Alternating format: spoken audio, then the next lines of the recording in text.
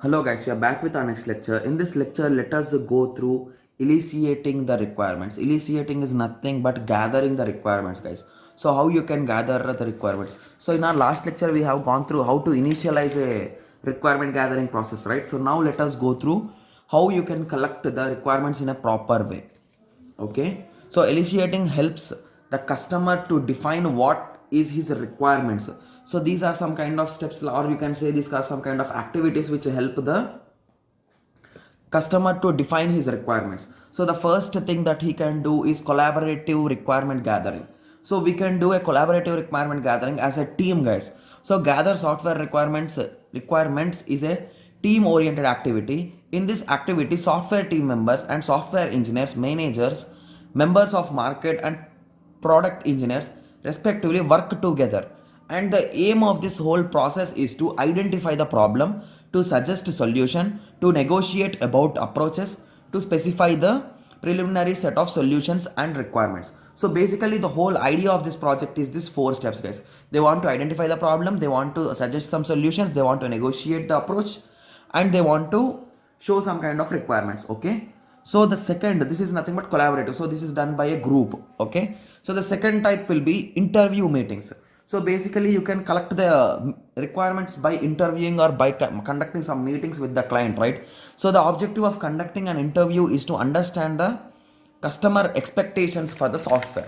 Okay, okay, so it is possible to interview every stakeholder, sorry, it is impossible to interview every stakeholder. Hence respective, hence representative from the groups are selected, only their expertise and who are expertise in that fields will be selected. So interviews may be open ended or structured. So open ended means the questions will be asked on the spot, and structured means the agenda and everything is pre planned. Okay, so this is nothing but interviews, guys. So brainstorming session, so this is also again back to a group, and all the group members will be thinking for a solution to solve the particular problem, and they will be ending up deciding a particular solution. Okay, so it is also a group technique. It is initiated to generate a lot of ideas. Okay, so the lot of ideas is the main thing here, and hence providing a platform to share their views. So every thing is documented so that everyone can see it at the end. So finally a document is prepared which consists of a list of requirements and priorities if possible. Okay, okay, so after that we are having facilitating application specification. This is popularly called as fast, guys. FAS. Okay, and sorry, FAST, right? So technical is there, FAST. Okay, so its objective is to bridge the expectation gap between the developer thinking and the customer thinking. So each participant prepares his or her list. Different lists are then combined and planned carefully. So basically here the customer and the developers will be initiating a list, guys. They will be writing a list of requirements, and now once the lists are ready, they will be comparing the lists, each and every list, and then they will be combining all the lists, and they will be selecting only the required requirements, and they will be finalizing them. Okay, so similarly we are having quality function deployment, that is nothing but QFD. In this technique the customer satisfaction is the prime concern, hence the requirements are most valuable for software development. So basically here we will be considering we will be calculating some kind of function to get the importance of each and every, the satisfaction of the customer. Okay, so we'll be having a normal requirement that is nothing but stated by the customers. So every customer will be saying some kind of things, right? So he will be saying that we want this functionality in our project, we want that functionality in our project. So these functionalities are specifically told by the customer, so those are called as normal requirements.